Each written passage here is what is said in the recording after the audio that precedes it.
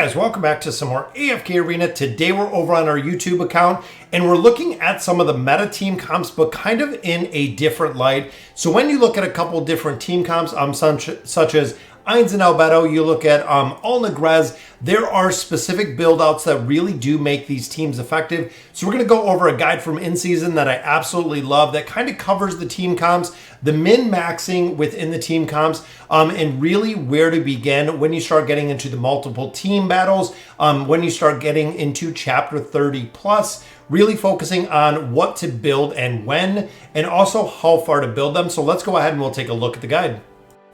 All right, guys, so here it is, a minimalist guide to major comps. I absolutely love. You can see in here, B4 Silo, Insidious and In-Season. Big shout out to all of the content creators out there for putting this together. You can see the minimum investment, which this is a minimalist guide. Now, this is kind of the minimal factor that these heroes will work. Of course, if you do build them up a little bit further, they will work even better. But this is looking at the minimal guide of how to build them. So first one we look at, guys, is Ainz. Of course, the 309 plus 30 signature item, 9 of 9 furniture is where you want him to be.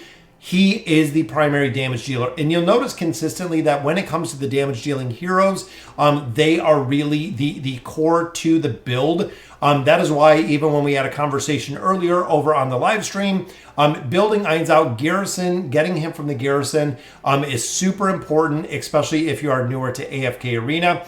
And of course, going hand in hand with that is Albedo. Now you'll see the plus 30 signature item.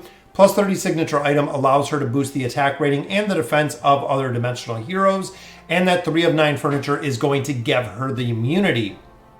Now, when we look at the auxiliary heroes, all of these heroes are pretty viable depending on who you have. And we'll go through them and I'll show you kind of where. Leonardo da Vinci, we have 209 plus 20 signature item works incredibly well. The 9 of 9 furniture allows him to get the 45% damage boost, which is kind of the minimal requirement. Short of that, you use him for a little bit of crowd control, and that's really it.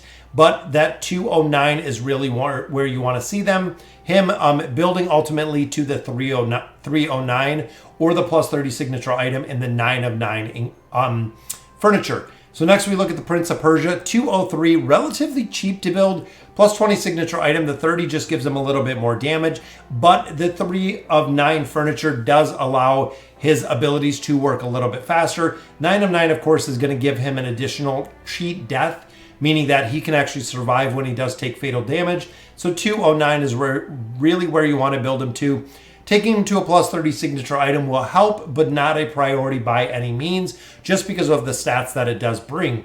Now looking at Merlin, guys, 209, the exact same as we've seen a couple other ones. His 9 of 9 furniture will allow him to ult at the beginning of battles, which is exactly what you want. Again, if you're building him to the 309, which we see right here, he will just work a little bit more effectively, but it is not really a game changer. Arthur, the 203, and then the 303. His 3 of 9 furniture, again, makes him very effective. 9 of 9 furniture on him doesn't really make that big of a difference, short of these stat bonuses that it brings. Now, situational, this is kind of where you can trade out these heroes.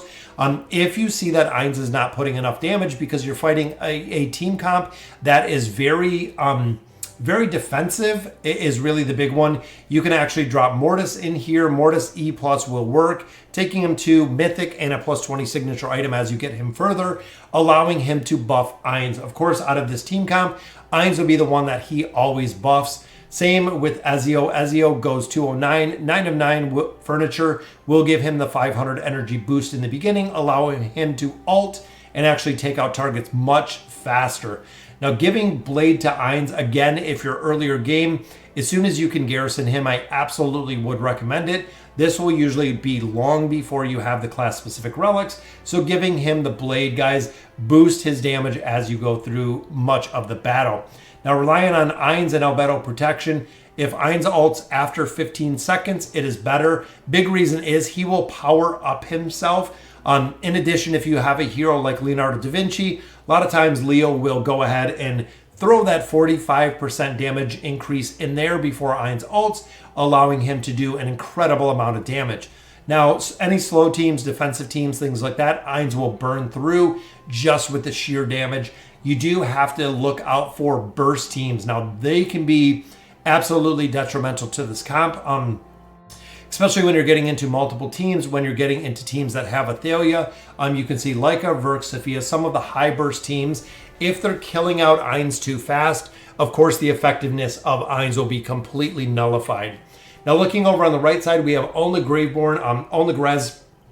You can also run Damon in here. A lot of players do run Damon just because he is easier to build till you get Grez all the way built up. But Olna 3 of 9, Grez 2 of 9. A lot of players do not realize that when it comes to Grez's 9 of 9 furniture, it puts the shields up on the minions. When the shields on those minions break, it does damage. That is really the main driving factor of Grez.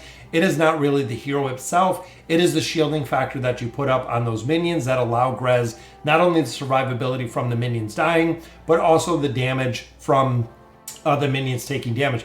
Now, auxiliary right here, 209 going to 309 with Oden. Guys, Oden is another damage dealer similar to Ainz. He is very reliant on the build. The more stats you pump into him, the higher signature item, the higher furniture, the more effective he is going to be, and the faster he casts, the more damage he deals. He is a hero that is absolutely, guys, wants to be built out within this team comp.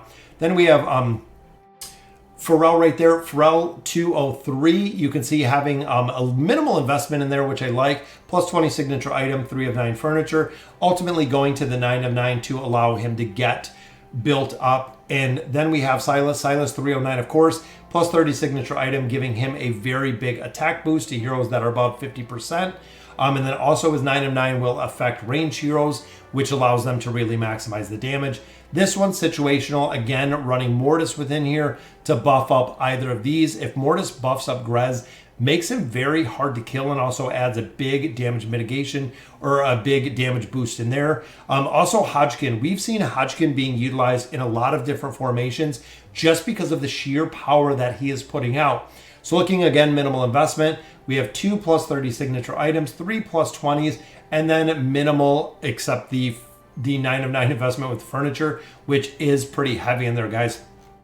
So Thorin Cheese, minimal investment, plus 30, 3 of 9 furniture, which works perfectly, guys. So the 303 is good. 3 of 9, of course, works better. Plus 30 signature item is what you want on him, so he gets that double retaliation ability. Now, the auxiliary heroes are swapped kind of in and out. Again, if you build them up a little bit higher, survivability in here is not really key because you actually want these heroes to die. Big reason for that is when a hero dies, using the call, if you have this call at a 5-star, when an enemy dies, it will be split between the heroes, which is utilizing Thorin in the cheese factor, allowing him to get more energy and ultimately being able to cast that ultimate ability, once again or twice again, depending on where you are taking out other targets. Everything in here is the displacement, trying to put heroes around Thorin. You have to get every hero around Thorin, or you have to get them linked, which is what we use Lorzin for in the here. If there is a range that you cannot get to move, you can use Lorzin to actually utilize the linking ability he has, allowing Thorin to effectively kill other heroes that he is not close to. In addition, you can also use Kelthar. Kelthar, when he dies, will turn to Spectral Form. Spectral Form will still take down targets and do a considerable amount of damage, even once Kelthar is dead. We have Aziz in here is actually a mana battery, works incredibly well. Even if Aziz dies, he can still provide energy even after death, which again is perfect for Thorin Cheese. Then in here we utilize the 203 Pippa. Pippa is a requirement for displacing Thorin, so she'll actually teleport Thorin, dropping him onto other targets. Again, grouping them up nice and tight so that retaliation ability is going to hit everyone within the formations. Situational, of course, we have 203 here with Leica. Energy and haste, absolutely, guys. She is also a debuffer, so she can actually burn down some tanks pretty quick, giving a big debuff in there. Here we look at Zephyriel. Zephyriel, again, another hero that kind of displays heroes. He does start the battle teleporting right to the enemy side, again, stacking up enemies. And then, of course, just having Nara in there for the pull can pull a pesky target to put them in range again of that retaliation Thorn Cheese ability. Now again, we talked a little bit about the call. This call will work perfectly. It's at 5 stars. In most of the time, you'll run Thorin with Kelthar, and Lorzen will be the Thorn Cheese factor, but there are some other variations. So it relies on Thorin's ultimate damage reflection and the rest of the comp repositioning enemies to put everything around him. High deficient comps is where he really excels because he's taking a ton of damage with that retaliation ability.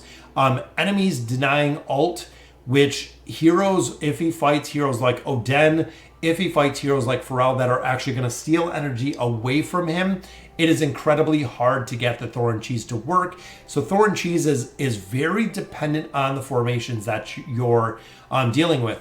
So again, guys, this is part 1 with AFK Analytica. I absolutely love it, guys.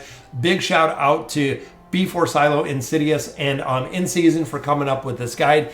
Absolutely love it, guys. Those are 3 of the strongest team comps that we do utilize within AFK Arena. So that'll do it for today's video. Let me know in the comments what you guys think of the guide. That way I can shoot back some feedback. And as always, thank you guys for watching.